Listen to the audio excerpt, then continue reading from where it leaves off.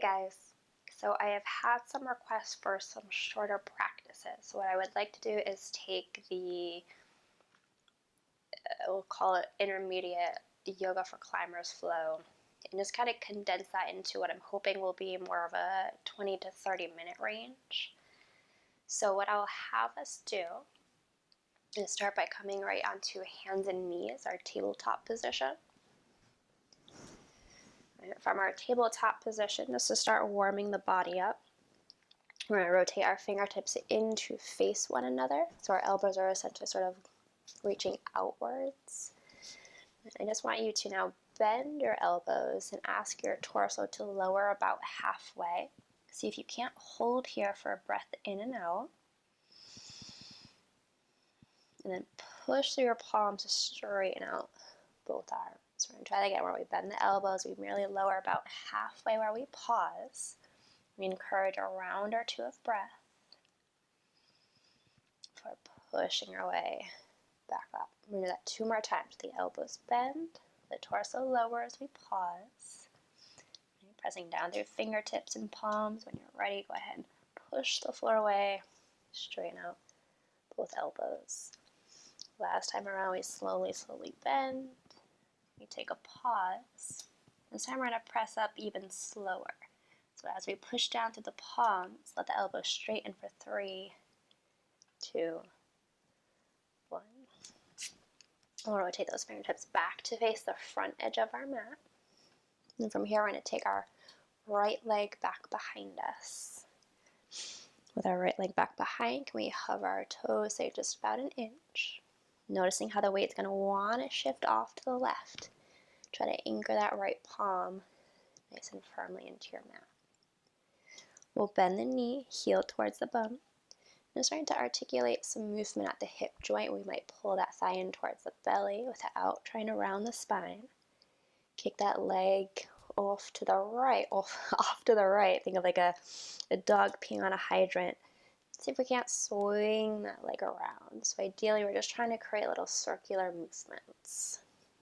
Thigh pulls in, pulls out, back behind, around and down.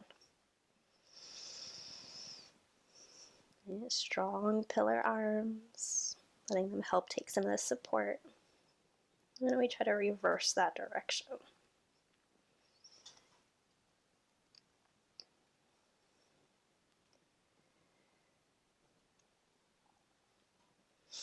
In an effort to get into our hips further, let's come back to that dog peeing on a hydrant and see if we can't reach that leg out long and let the foot connect to the floor. Rock hips towards our left heel. And just take a breath in and a breath out. Guiding our shoulders back over our wrists and the hips towards that back heel. Just kind of rocking forwards and backwards here.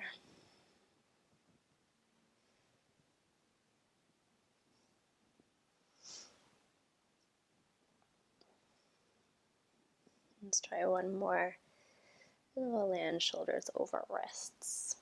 We're going to glide that knee back in just to step it on forwards.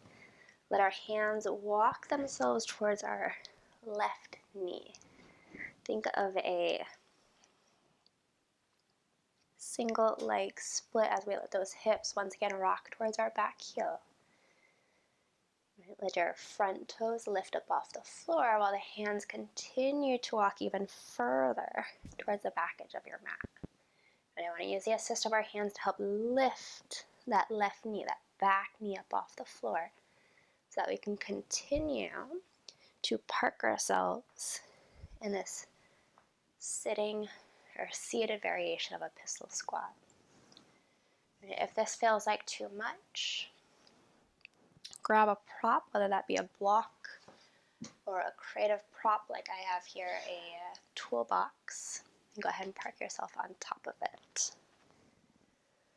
With this left leg bent, go ahead and give it a nice little squeeze, connecting to somewhat of a tall spine. Let's take a breath in and out.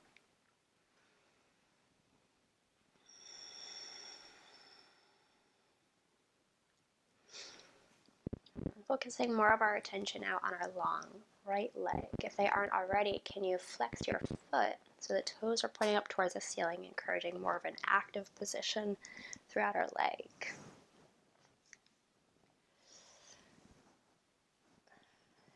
All right, here comes the hard work. We're gonna ask that right leg to do a little bit of work. So we're hugging tightly to our left leg, right, the one that's bent. We just want to see, can we communicate to that right leg? Can we ask it to lift itself up off the floor? Good. Can you hold wherever you are with a breath in and out? And let that leg come down and feel free to shake out all that work. As we're requiring our muscles to do a whole lot of work as they lift to resist that pull of gravity. We're going to try it again where we hold on to that left leg. We're just going to see, can we lift our right foot up? And it doesn't matter how high or low it is off the floor, but encourage your breath as you stay connected to every sensation you're feeling. And let that leg come down. Shake it on out. Do that one more time. I'm going to say, can right leg, can you lift up off the floor? Can we hold, hold, hold? Breathe, breathe, breathe. Notice the sensations, notice the reactions. And slowly let that leg come down and encourage a little shake out. Two hands come back behind you. So we have a little space between our left thigh and our belly. Can we lift our right leg back up, encouraging it to now bend as we do our very best to guide that right ankle over our left thigh. Coming into this seated variation of our figure four. We might hang out here. We can roll the ankle around a few times. We can encourage our toes to wiggle and move. Maybe we even want to walk our hands a little bit closer towards our hips, getting more sensation throughout that right leg.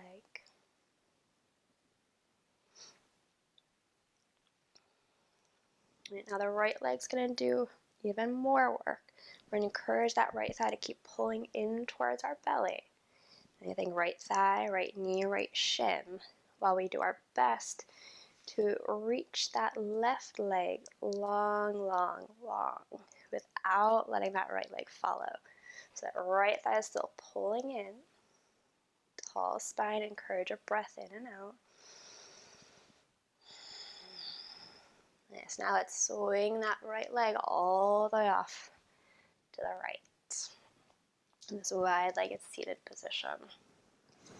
Talking to our right leg first, we're going to rotate our torso. See if we can't walk our hands towards our knees. Engage if we want to walk those hands a little bit closer towards our ankle, towards our toes.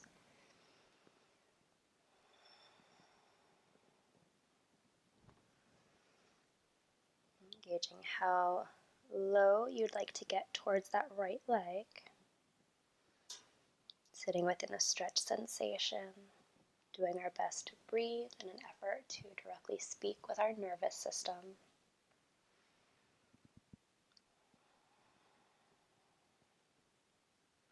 Now for our second side, we're going to walk both hands off to the left, but just our left hand can either stay on the floor or our leg, while we encourage the right arm to reach up and over. With this side stretch, can we enhance it? We'll say by with a big breath in. And noticing how the rib cage expands, followed by a breath out to let that area deflate.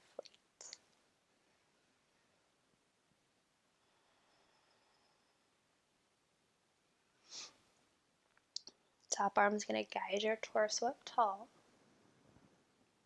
We're going to bend our left knee, pulling that left foot as close to the hips as we can. Left hand comes back behind you. We're going to think, can I lift my right leg up? Yes or no.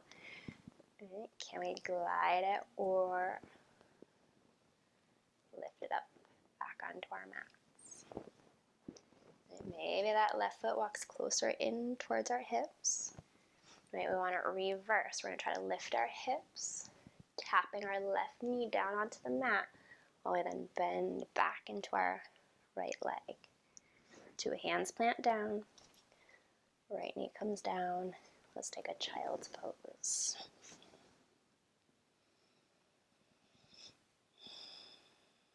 In our child's pose, sometimes it feels nice just to let the hips kind of rock themselves from side to side.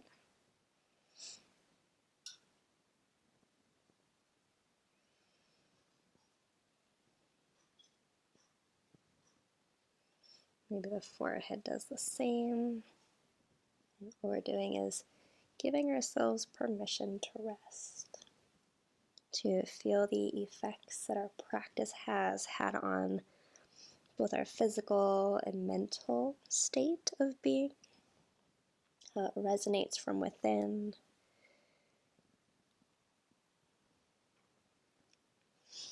We'll walk our arms up and just kind of pull ourselves up into a tabletop. Now for purposes so that you guys can see me, I'm going to turn myself around, but you're going to stay just as you are. So in our tabletop, we want to find our second side, which would now be our left leg back behind us. We're going to ask our left toes to lift. We've got 3 strong pillars pressing down into our mat. We'll ask that knee to bend, heel towards our butt. And then we find movement at the hip joints. We're going to pull that left thigh in.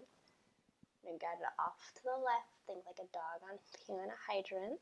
Swing it around, behind you, underneath you. Just articulating the rotation at your hip.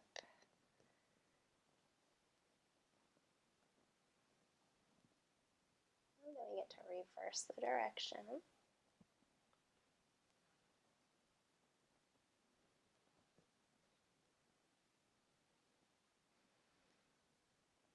If we have that space, we would come back to that dog on peeing on the fire hydrant just to extend that left leg out.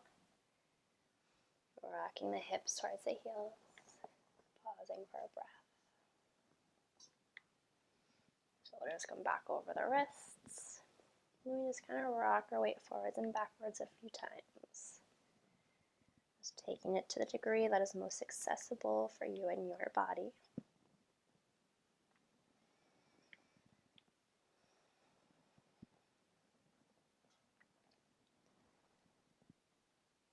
Next time your shoulders are over the wrists, we have that challenge of trying to lift that left leg up, bend the knee, pull it back in towards the belly, and it's a step forward. And coming into our single leg split, let's keep our back toes tucked. Send our hips over that right heel. Encourage our hands to follow. Hips keep sinking. And maybe our left toes now lift. More room to walk those hands backwards. Lifting that right knee. Trying to shift our weight. Shift, shift, shift until we come into that seated variation of our pistol squat.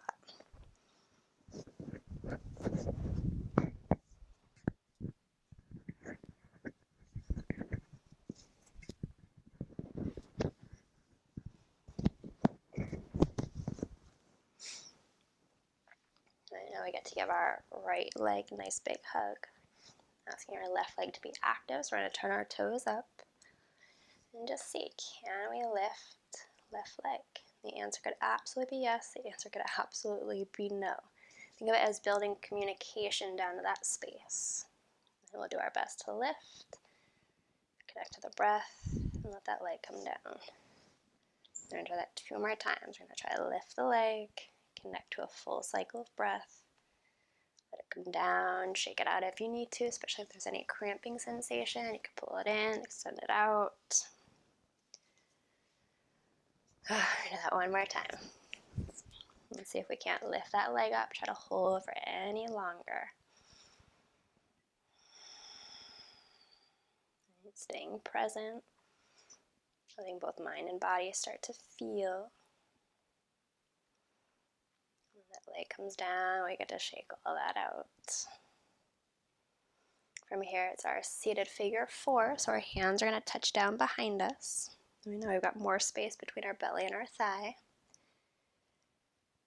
And we once again lift that left leg. Bend the knee and try to guide it on our right thigh. If we need to, we can always walk that right foot up. Right, gauge how we feel. Hang out here, or let yourself go any further back if you have the space. Right, or you try to get a little bit closer.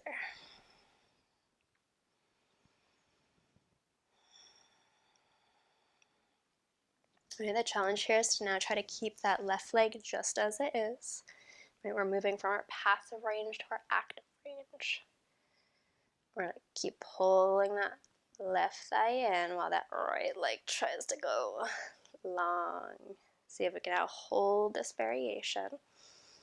Right, thighs pulling in, shins pulling in, foot's pulling in. Now we'll sweep it off to the left.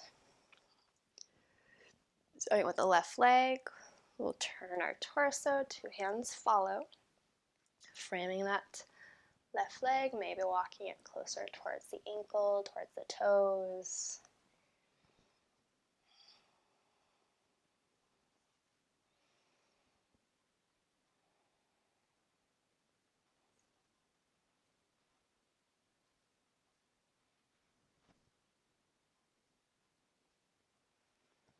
Hands walk towards the center until right hand's close to that right leg. Left arm then takes us into our twist, into our side stretch.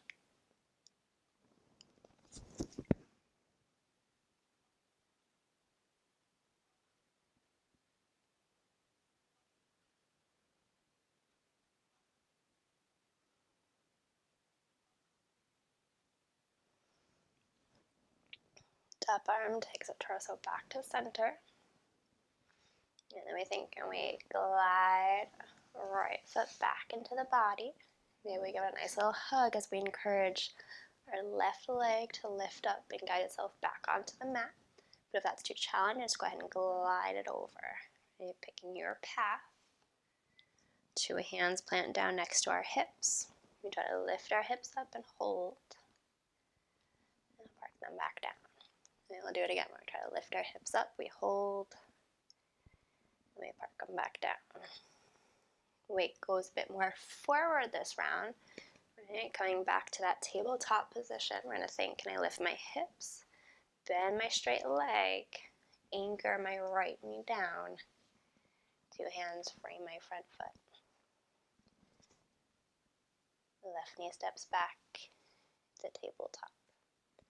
From our tabletop, you have an option to take a child's pose or encourage a few rounds of cat-cow here.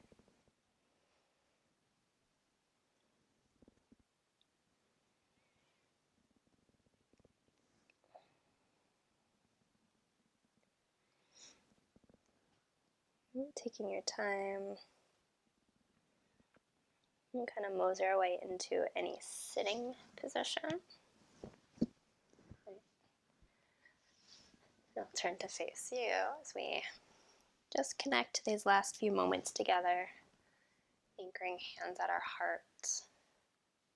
Perhaps eyes take a moment to close. We just give thanks for our time and effort that we put into our practice, recognizing that's not easy, especially when we try to do a home practice, with a whole host of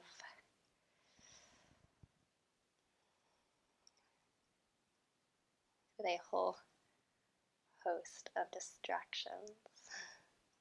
Let's take a big breath in and a full breath out. And bow down together in an effort to just say thank you to ourselves. Slowly coming up tall. We end our practice here together.